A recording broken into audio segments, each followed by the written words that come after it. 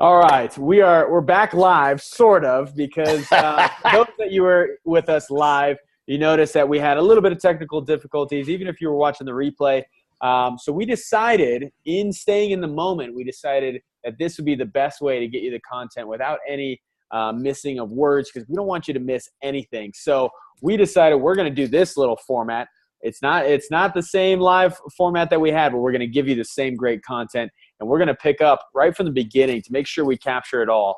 But today is Aloha Friday, and we are still recording this today on Aloha Friday. So whenever you see this, make sure it's still an Aloha Friday. I don't care if it's Monday, if it's Tuesday, you can still have that mindset that, Aloha Fridays are fun if you live every day as if it's a Friday. Everybody's so excited about Fridays for some reason, but every day can be a Friday when you put that mindset to it. So we got Tony over here. It's to my left or my right, and he's with the big mic still. And now that mic is going to produce some flawless words without the missing of words. And we're going to get right into it. What we're going to talk about, the headline of this is 3 things that are hijacking your decision-making process. But I want to backtrack real quick, because Tony does such a great job about talking about micro moments. Myself, Dave, we talk about staying in the moment and how important that is as athletes, as entrepreneurs in life. I mean, that's the only moment that you can possibly control, and it's so important. But we're going to take it a step further. And Tony, can you give me just an idea of what just are our micro moments? Absolutely. And thank you for having me on Aloha Friday. It's great to be here. I love being in you guys' energy. It's just phenomenal. I've been studying for the last 20 years decision-making, and really from the perspective of customer experiences, customer purchases, all of that. And I came upon this idea, I think it was back with Malcolm Gladwell's book, Blink, where he talks about how experts can make these snap decisions, like in a blink of an eye. Really, it's in less than 2 seconds. And they're able to know if something's right or wrong. Like a police officer can detect if someone's, doing criminal activity, or a firefighter can know something's wrong behind a closed door. And they've got this expertise. And that caught my attention years ago, and I've been exploring that and trying to understand it. And what I've come to realize in the research we've done from a customer experience decision-making process is that there are what I call micro moments. And it's not my term. I've actually borrowed that term. But it comes down to these fractions of a second to about 3 seconds long. And psychologists talk about a moment being about 3 seconds long. So if I am experiencing something and I feel like I'm in the present, that's really about a 3-second elapse of time. So a micro moment is what happens within that 3 seconds. So you can have multiple micro moments. And the power of a micro moment is that what's happening in you and around you at a given point in time that your subconscious mind is processing is what's influencing your decision-making more than what your conscious thinking is for most people in most situations. And so just to give you the perspective on this, some of the researchers are saying that we process 200 million times more information in our subconscious mind than in our conscious mind. So we've got all this data coming in from our senses around us, our body, all of our cells are feeding information up to our subconscious mind. We're doing things, processing things. We don't have to think about breathing and our heart beating and all these other functions of our body. Our cells are operating on their own. But to be consciously aware, to make a decision, to say, I know what I'm thinking, that's a tiny fraction of what we can really think about. So these micro moments are really impactful because the subconscious mind moves so fast that, in fact, we actually can make decisions up to 7 seconds before we know we made the decision. Jeez. It's crazy. Jeez. Yeah. And a good friend of ours, Jason Botts, one of the other extreme focus coaches, I was having on his podcast a while ago, and I was talking with him about, the pitcher. That ball that leaves a professional pitcher's hand travels to the plate faster than the conscious mind can even be aware of it. Jeez. The conscious mind is actually taking a snapshot and projecting where it's going to be by the time they swing the bat. And so if you start thinking about that, they have to make this decision in a micro moment. They have to make it before they're even consciously aware. My little league coach always said, keep your eye on the ball. I couldn't keep my eye on the ball because I can't move my eyes fast enough for the ball. Even though they weren't professional pitchers, it's still coming at 50, 60 miles an hour. So it's always fascinating to me when we talk about these micro moments, these fractions of a moment that we actually make decisions in, and how it affects the rest of our life. Because in these moments, we're making a decision about what we're going to do, who we're going to be, what we're going to become, what we're going to have, what we're going to do. And that has a huge impact.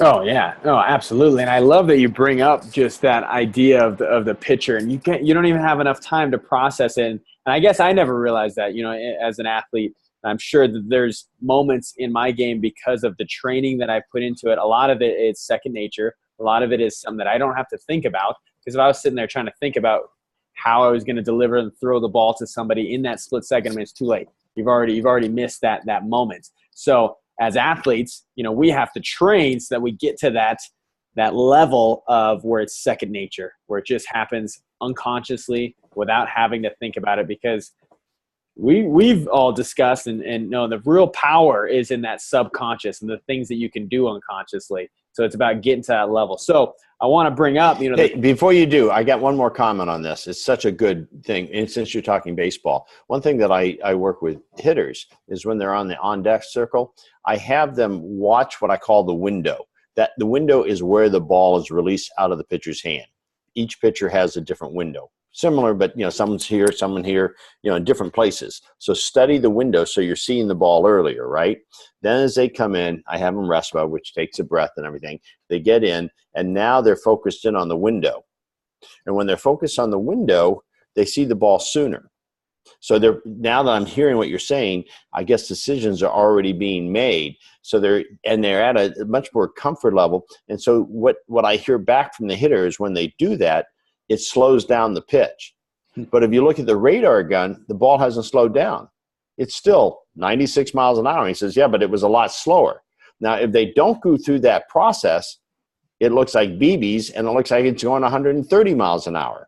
Is that funny? There has been no change. The radar gun hasn't changed. This pitch has come the same speed, but they've now put themselves in a position that it appears to be slower.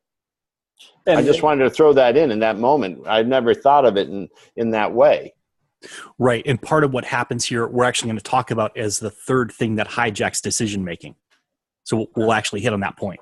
Oh, awesome. Shoot. Now I'm already excited about it. I'm ready. Well, I mean, but it just shows that we're constantly making decisions. A lot of times they're quick decisions. There's decisions we don't even know we're making. So I do want to get into that. Let's talk about what are the three things that hijack our decision-making process, but also, how we can, be aware of that and make better decisions. Absolutely. So if you go back to what I was saying about the micro moment, how it happens so fast is that first thing that hijacks our decision-making process. It happens between a fraction of a second and about 3 seconds. And in that time frame, our conscious mind can't even think that fast.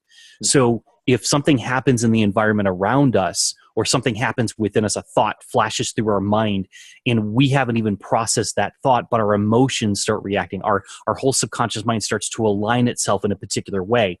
So because they're so fast, it can hijack us and take us down a path that we don't even realize we're taking. And what happens is by the time our logical mind, our conscious mind catches up, we're now just justifying the decision that we made seconds ago. And so we're saying, well, I did this because, and we try to make it sound like good, because we have to live, we talk about integrity a lot, right? We have to live in integrity with our self-image. And so we have this image of who we are. If something hijacks us because it's going so fast through a subconscious mind, now we have to use our logical brain to actually justify the decision we just made and the action we just took, because we have to be in integrity with who we see ourselves being. So fast is the first thing that hijacks us. Okay, so fast is number one. It happens before we're ready for it. Exactly. Awesome. Oh, and by the way, I just said awesome. Even though you might be watching this replay, for those that were on live, we started an awesome counter to see who says awesome the most, because Dave is notorious for it. So we want to get the count by the end of this. I'm curious to see. where that goes. And then some synonyms. We would love to give him some synonyms on the word awesome so he can expand his vocabulary, and I can too. I'm starting to I won't do it. say that word way too much now because of you. So fast is number one. What's number two? Number two is feeling filled. Okay. And the concept here is that what's happening, all these emotions are happening in our body. We have emotions happening all the time. Emotions are really a chemical process that happens within our cells. And so you don't have to go deeper in that, but rather than go too deep in it, what happens is we could be feeling hungry, right? And we could consciously be aware, I'm feeling hungry. We can actually say that. But then let's say something online on Facebook, a Facebook dings and gets our attention, right? And now we're looking at Facebook. We momentarily forget that we're hungry. And so if you think about it, the feeling of the trigger of Facebook dinging, there's an emotion there. I want to get the dopamine of someone liking my comment, or I want to get the dopamine trigger of someone making a comment to me on a picture I loaded or whatever it is, right? That ding, and Facebook knows this, Facebook has actually been seen to could be as addictive as cocaine in certain scenarios. Yeah, because it triggers the same chemical. See, the dopamine that runs through our brain is the same thing that cocaine and other opiates like that, they plug into the same cells and cause the same feelings. And so you're saying what we're feeding our viewers right now is a version of cocaine? Hey, with me, absolutely. I am so addictive. I love it. Maybe not so much cocaine, but maybe this is the Yeah, it's good stuff, right? Yeah. Okay, go on. So with the feeling filled, we're talking about that ding of the Facebook alert causes us to say, oh, I want that dopamine hit. I want to feel really good. I go to Facebook and look at it. What happened? I'm still hungry. That hasn't changed. My body's still saying I have a need for food. However, I've momentarily forgotten about that. It's no longer in my conscious awareness because I can only be conscious of one emotion at a time. But it's the emotion that is most dominant that I'm aware of. And dopamine is one of the most powerful emotion triggers we have, the chemical of dopamine. And so when that triggers for us, we forget about everything else and we make the decision without thinking about it. How many times do we grab our phone or hear that ding? We look at our phone and we start checking things before we even realize we're doing it. Right. So feeling filled is a huge hijack for us. And especially if you get addicted to Facebook or something like that, you want to do that. Now, how does it play out in other areas of our lives? Well, you could be, let's say you're in an office environment, right? And you see your boss and you just had kind of this negative experience with your boss in the last day or two. And without even thinking about it, you avoid your boss, you walk the other direction, right? You kind of get this feeling and you just turn and move. You haven't even really decided consciously to avoid your boss. Or you're in a relationship, right? And your spouse and you had an argument, or your significant other had an argument the day before. And suddenly you find yourself avoiding them. You find yourself not talking with them, right? You make a decision to avoid that unpleasant feeling. So we either go after highly addictive, and I use that term loosely, it's not necessarily addictive, but highly addictive chemicals like dopamine that feel good to us and feel pleasant to us, or we try to avoid things that are unpleasant to us, like anger, frustration. It kind of reminds me of the if you've ever heard of the ostrich effect, where a lot of people avoid. It's information. We're in an information age where we're just getting overloaded with information, and I believe that it's not necessarily the information that we're receiving that overwhelms us. It's our feelings towards them. If we think that they're a negative thing, we're going to want to avoid it. We get into that avoidance, and it's just like the ostrich. They just put their head in the ground. And when you think of finances or health, I'm just thinking of some examples right now. It's like when things are going good and you're getting a lot of income and all this stuff's going good, usually those people are really on top of their finances in those moments. But when things are going bad and you got some dings and some bills, you're like, you don't even want to look at your finances in that moment. And same with health. You don't want to hear bad.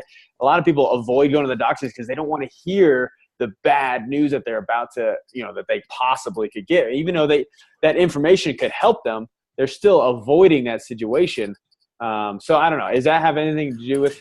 Absolutely. Actually, one of the things that we teach when we're working with some of our clients in the customer experience realm is that people are actually trying to avoid. They fear feeling unpleasant feelings. Most of our fear has nothing to do with the actual scenario. What we fear is what we're imagining we're going to feel like when the event happens. And so I think it was Franklin Delano Roosevelt said, the only thing we have to fear is fear itself. And there's so much wisdom in that because it's our imagination of a future event, which we talk about visualization all the time. But in this case, we're visualizing an unpleasant future event. We're visualizing the emotion we're going to feel. And again, go back to feeling filled, right? It hijacks our ability to be rational and logical, and it takes control of us. And we say, I want to avoid that because it's going to feel unpleasant. So you're right. Yeah, bills and negative situations, arguments, any of that stuff can take control and move us away from it. And again, we're not even thinking about it by the time it happens because it happens so fast that now we're justifying why we did what we did. Right. So it's not the information that's necessarily the enemy. It's our feelings towards that information that we tend to avoid. Okay. So we got fast. We got feeling field. I'm sensing a little alliteration here. We got another F word we can throw in. We've got another one. Yes. So we got fast. Keep it PG though. Okay. We got fast. We got feeling filled, and we got focused. There we go. And so the focusing part is what happens is when the emotions kick in, and these kind of go in an order. If you see that, it's fast, it's feeling filled. When the emotions kick in, the emotions come up in our processing, and they basically override in the subconscious brain into the conscious brain. And they actually literally direct your eyes in a particular direction. So they direct you. So something can capture your attention before you're aware of it. And so that's just a fine line there, but it's really important. So what they've done is they've done these eye studies, and they do it like on websites as an example, or if you're walking through a store, they actually put sensors on and they can see where your eyes are moving before you're consciously aware of it. In other words, something catches your attention, some stimuli outside captures your attention. It's really fast. It triggers a feeling inside of you. Your eyes look toward it or away from it. So you're focusing before you even know you're focusing. And it's a fascinating thing because what also happens for us, and this goes back to Dave, what you were talking about, the picture. If you teach them to focus on the box, they build up this ability to recognize minor nuanced differences in that box and the window, where that pitch is being released. And based on their experience, they know where that pitch is going to go. Is it going to be a curveball?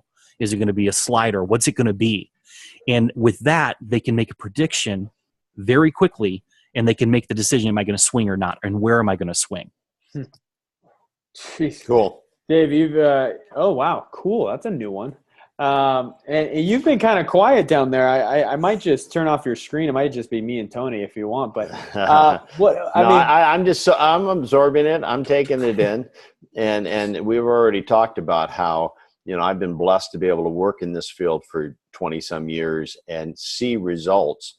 And it's always cool to get some backup of why these results are happening. I said earlier, it's not, for me, it is a result business, and that's kind of a contradiction in a way, because I had a golfer right now that I just said, do not focus on the results, focus in on who you are and what you're being in the process.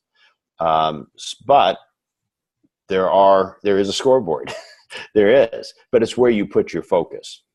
And so it's really cool for me to just absorb in this viewpoint of everything, because I know what I do as far as how I coach works, because I can see it working. But it's really neat and exciting to hear why it's working more than just it's working. Right. The science is finally, catching up like we discussed earlier. And I'm fascinated about the science side of it and how we work. And, some of the viewers and maybe even Dave or myself might be a little overwhelmed with all of the information because it's really amazing content and stuff. So now we have an understanding of why we make some of the decisions we make. And I might put you on the spot here a little bit. But, how can we improve our decision-making process? You touched on a little bit already with the batter and the employee with the boss.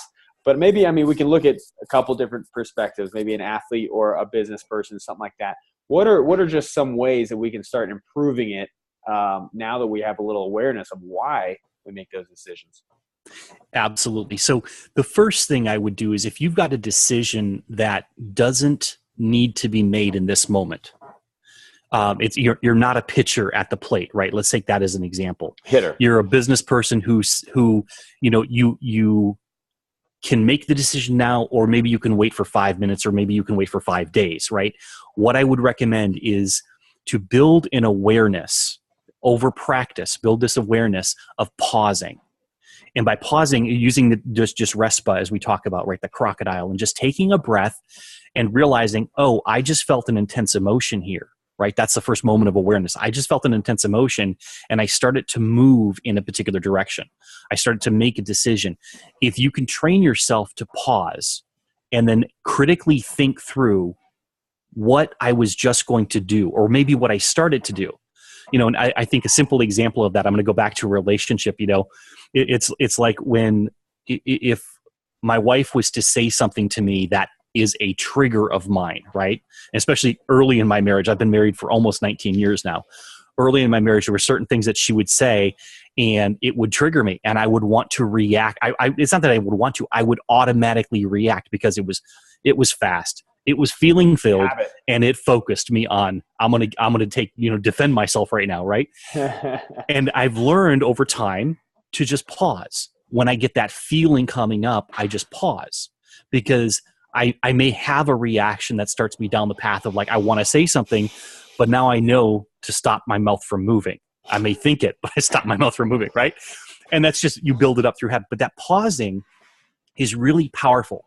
And I think anytime we have something that we don't need to make an immediate response to or make an immediate decision about, we ought to pause to really evaluate, was that the best thing for us to do? Or is there a better option for us? So that would be number one.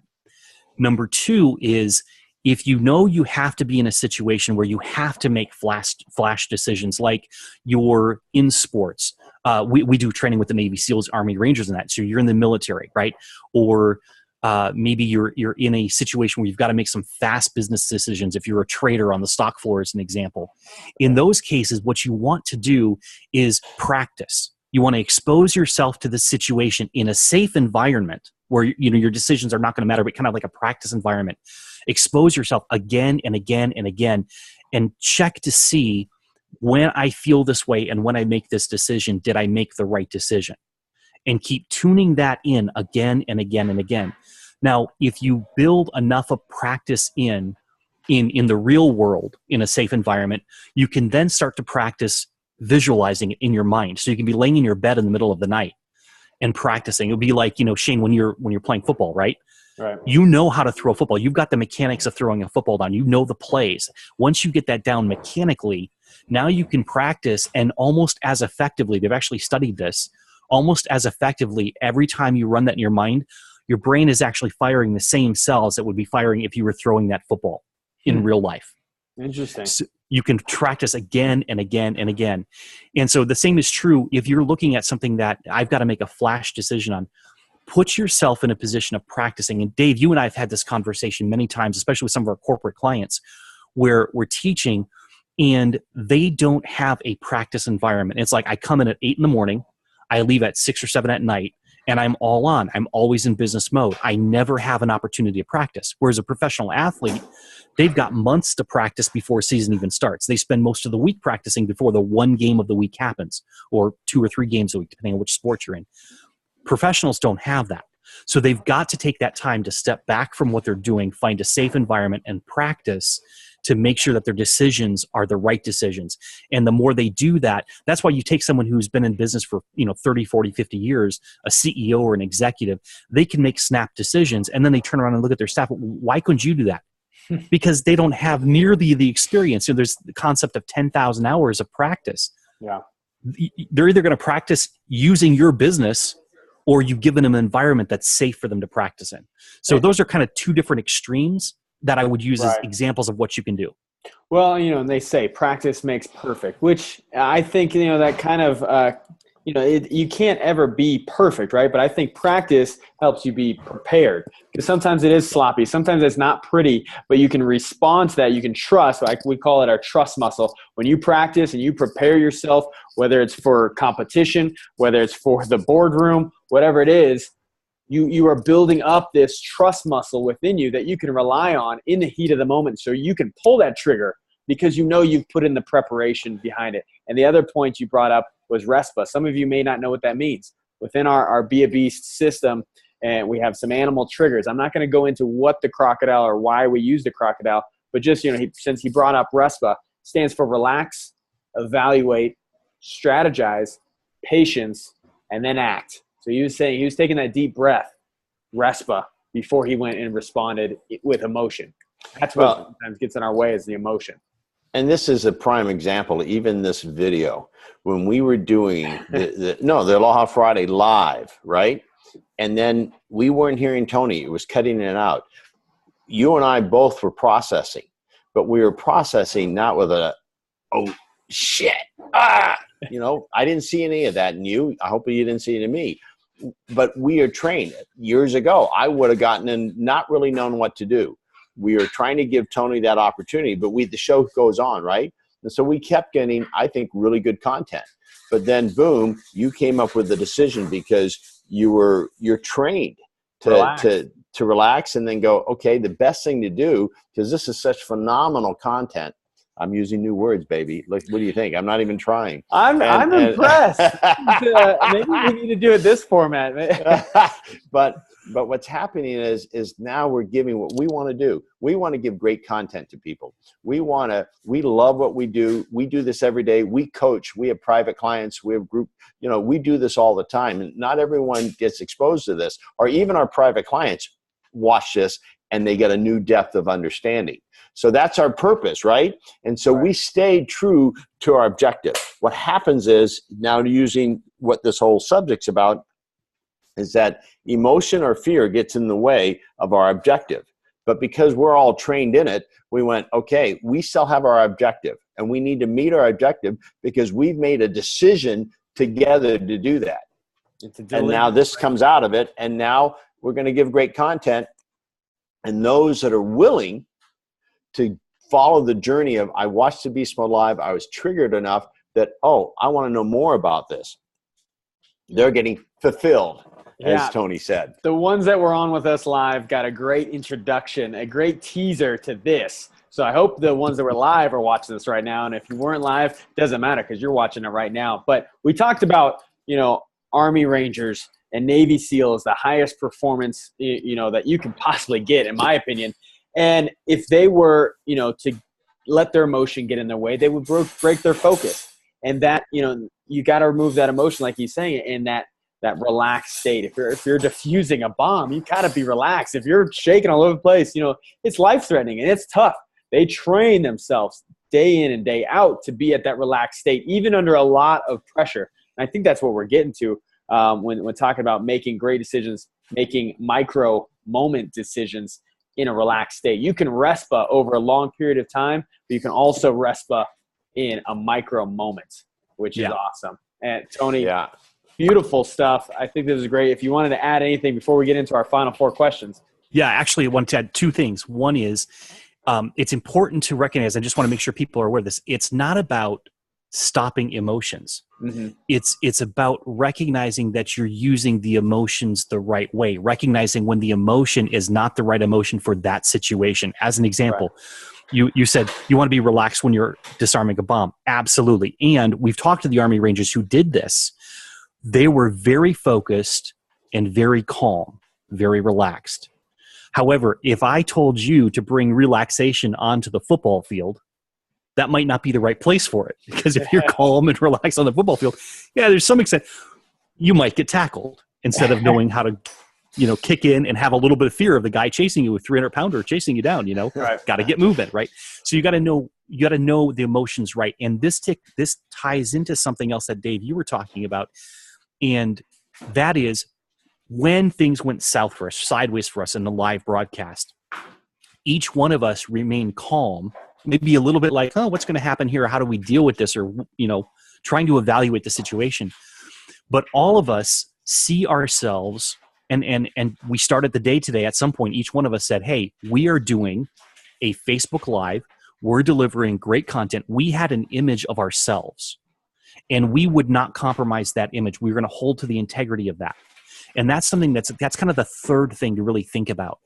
These micro moments really can be in your favor if you have a clear idea of who you are, the I am, that statement of self-image.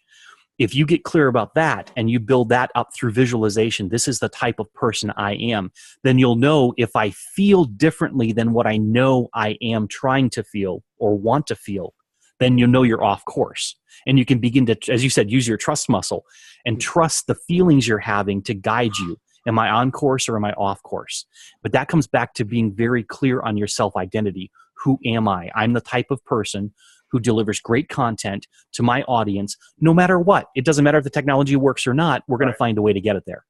That's out of our control. So we're controlling what we can control, and we're still delivering this great content. And I love that you bring in, there are good emotions. I think of singers, when they bring their emotion to their song, you connect with them so much more. And it's so brilliant the way that you put that. So thank you for that. Let's get on to the fire round right here. We're going to call it a fire round just because we're going to throw them at you. We'll see what you got here. Dave, you want to deliver that first question? We ask this to every guest each week. I love to see the different perspectives on this.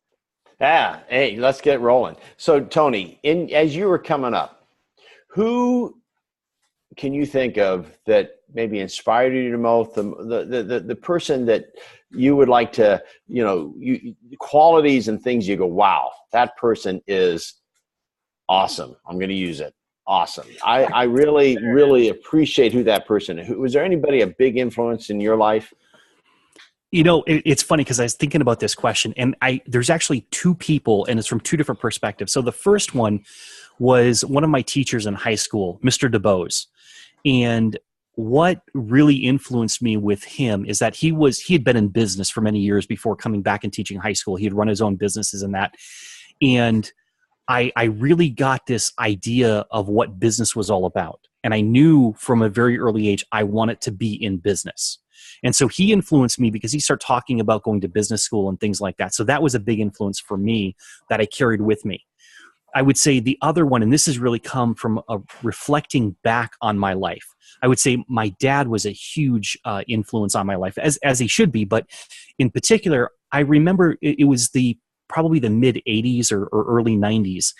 And at that point in time, he was a drafting technician. So he worked for a paper company. He would draw out the plans to build new machines that were going to be creating paper. And there was a point at which he was transitioning from the actual pencil and ruler and drafting board to the computer. And he made that switch flawlessly. And in fact, he actually mastered it.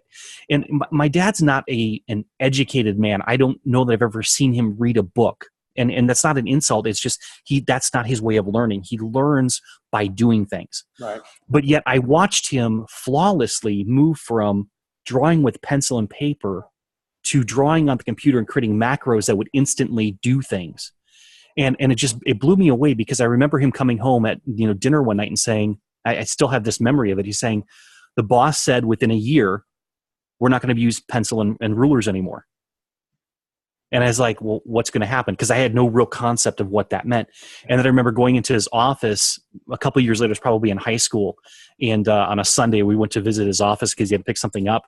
And I can see the old drafting board on the side there, which hadn't been used in probably 3 or 4 or 5 years. And I see his computer there, and he starts showing me some of the stuff he does. And I was just amazed by it and began to say, this is amazing what can be done. But as I reflected back later in my life, I began to realize that as much as he didn't read, I never saw him really read a book or pick anything up like that. He was one of the smartest, wisest people I knew because he knew how to learn. And that's such an important part of life that I picked up in my own life. Jeez, amazing. Okay, second question. If now knowing what you know today at your age, if you could go back, what would you tell your younger self? That's easy. I would tell my younger self to have more faith, to believe in myself, to believe that it's possible. Looking back and seeing where I am now and what I've been through, it blows my mind sometimes to think about what I have achieved. And I'm not from a bragging perspective. I'm just saying I've done some things. I've been some places that I still don't quite believe are real. It's like, things we've been able to do. And I would go back and tell myself, just believe it's possible before it happens. and then in the moment, enjoy it. Because I found myself, if I wasn't believing it in advance, I would go through the scenario and I would be done with it before I realized I had actually had what I wanted to achieve in life. Wow. And then it was kind of empty at the end of it. And I was like, well, that was kind of disappointing. And it's because I didn't have enough faith in the friend to believe that that's who I could be, a person who did and had and became these things. So I'd go back and tell myself, have more faith. And enjoy the micro moment. And enjoy the micro moment. So instead of at Mo, it's at my Mo. Exactly. I love it. So I got another question for you. Question number 3. So, Tony, we know you're brilliant, and you showed it again as you always do. What's something that maybe we don't know? What's a hobby that you really enjoy that Yeah, I want to learn something new about Tony. Here we go. Nice. Yeah. Nice. So what is it other than having besides ukulele playing? Which I don't do. No, I would say I have an absolute passion and love for learning. And when I need to relax, often what I do is I'll go on and I'll find a history show, and typically history of business. Now, people are like, that's not relaxing to them. It is for me, because I sit there and study, what did these guys do? It's fascinating. I mean, think about Carnegie as an example. Yeah. He came up with the idea when he started working with steel. Steel cost about 3 or 4 times what gold cost. He put the process together. He took the process, turned it into this commercial process that could be used, and literally within a decade, the cost of steel went down, that we could build cities and skyscrapers and cars and everything else that the 20th century became. I mean, so just to realize the how I get in this state of awe when I start looking at these things and realizing what is possible for people when they use their mind. And as part of that, I think one of the things that really influenced me early on is architecture. I absolutely love architecture. I could just walk through a city and stare up at the buildings. I had fortunate opportunity of working for Gaylord Hotels, which are phenomenal, massive hotels. Been there. And I live a few miles from Opryland here in Nashville. And we'll just go over there a couple times a year just to spend a few hours walking through, because literally they've got 4.5 acres under glass. It's like a big biodome. And there's a city inside there. It blows my mind, and I'm just in this state of awe when I look at these things. So I would say, as a hobby, looking at architecture and finding things that just put me into the state of awe. Well, that's why you're so brilliant, because you're always learning. And we have to introduce him to my uncle, Dave's brother, Doug. He's an architect in San Diego. Does amazing works out there in San Diego. So, brilliant. Last but not least, biggest life lesson that you have learned from your profession? Maybe it's the people you've worked with. Maybe it's just something within yourself. What's the biggest life lesson? It is actually what we talked about today. And not to deflate, but it's moment, how powerful a moment is. There was a moment, and I use the word again, there was a moment when my girls were probably there. Katrina is now 13, and Hannah's 11. They just had their birthday, so I've got to go back here. And there was a moment when they were probably about 2 and 4, 3 and 5, right in that time frame. And I was sitting there with them and watching them play. And it was like time just expanded. And I could just sit there and watch them all day long. And that got me thinking about this whole concept of moments. What can happen in a moment? I began to realize, well, wait a second. I can make a decision in any moment that changes the direction of my life.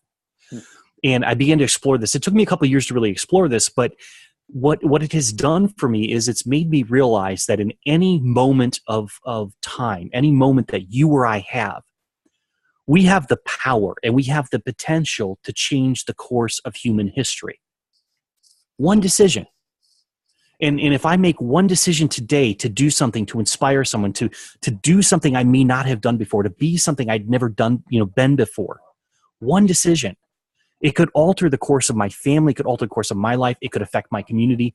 And so I've been so fascinated these last several years with the idea of what we could do in a moment and how much is possible.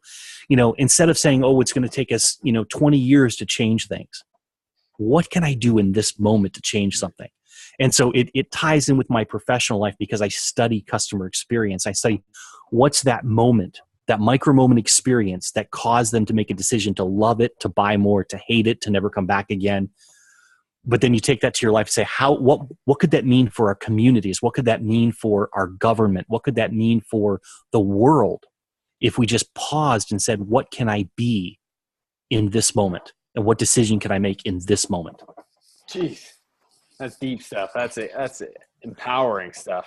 Dave, are you going to say something? Well, it's just, it just brought up something that I really take to heart many times when I have to go, make a decision. And I think about Kennedy, he just made a decision that he wanted to have someone land on the moon during his presidency. I mean, that's a huge thing, right? And he asked, von Braun, I think I said his name right. Von Braun. Von Braun. He said, what will it take to get a man on the moon when I'm president? And he just, he didn't know how at the moment. He's a great scientist. But what he said was the will to do it. Yeah. And so not knowing how, it took the will to put everything in motion. And that's what I just kind of heard through you, Tony. That's how we can make anything happen. It first takes the will to do it. Takes that decision in this moment to do it, to take action. So I love it. Amazing stuff. As I knew I set the bar high. But you over delivered as always. I just want to just say, how can people find you? How can they connect with you if they were just blown away like I was? I'm already connected with you, but how can other people get a hold of you? And I'll put it into the comments section when I post this video. Absolutely. So there's two different websites I'll give you, and they'll both actually take you to a Facebook page. Okay. The first one is group.braveleadershipmastery.com, and that'll take you into the Brave Leadership Mastery group that I have on Facebook, and I'm publishing content there several times a day, my insights, quotes, things like that. So great content there. And if you're more interested in some of the customer experience work that I do, the best place to go would be www.customerexperiencemastery.com. And that'll take you to my Facebook page. How many W's was that? Sounded like you said 4. Wait, really? Okay. The brand new format of websites. But I will put that link, both of those links, into the comments when I go to post this. I'm going to post it, so everybody has access to this. Amazing stuff. If you're watching, whether you're watching on our YouTube playlist at Extreme Focus TV, be sure to subscribe, turn on the notifications so you know when we're uploading a new guest, a new video. And if you want to join us live in the moment, I'm talking about in the micro moment with us, definitely make sure you turn on the notifications, whether it's on Facebook, Instagram. I'm promoting the heck out of it wherever I can. But you can also get those notifications when we do go live. And you can join and comment and engage with us, because that's where the true value of this. I mean, this is all free content. We're just having fun delivering this stuff. We're all passionate about it. But when you engage and you dive into the comments and you interact with us, that's where you can find some true value in this. And that's where we get to just have some fun. We get to roll up the sleeves and work with you all. So thank you, Tony, for joining us on Aloha Friday. Mahalo. Yeah, big mahalo. And I also have found you on www.beastmodelive.com as well. That's another one. Yeah, I've been known to be there as well. I've got a lot of places you could meet me. And I will say we have a new product within Extreme Focus coming out very soon, and I'm excited to announce it that Tony and I and Dave, all three of us, are on this new product. It's an audio that's going to give you winning habits that you can use in your daily life. One of them is talking about in the moment, but there's so many other things that we cover. You can listen to it on your, in your car ride, your commute to work. You can listen to it while you work out. It's almost like a mini podcast, but it's this information in your ear that you can create some daily winning habits. That will be coming out very shortly. There's one for business with Dave and Tony, and then there's one for athletes with Dave and I. So whatever that applies to you, both are going to be great products. They're already finished. We're about to launch it. So look forward to that. Yeah, and I'm just going to say it's continue. What puts you in? You have the winning edge, right? You want to have the winning edge. It takes habits that you consistently do. And we've been constantly looking to say, well, how can we provide more? So this is what these auditors are going to do. So you can always have consistency no matter where you're going. And, you might be on a plane ride. You might be in your car ride to work. But if you're always consistently hearing something that's going to move you to be a better version of you, then you're going to be crossing that winning edge. And so thanks for bringing that up. Absolutely. Well, I mean, it's a step-by-step blueprint to becoming successful, and it's triggering the animal instincts within you to go and achieve and have that high performance. So I'm looking forward to it. We'll make some announcements when that comes up, but you'll get to hear more of Tony and his brilliance, and a little bit from us. I guess we're okay too. Tony's the all-star here. So thank you, Tony. Mahalo and aloha to everybody who has tuned in today. Thanks, guys. It's been awesome.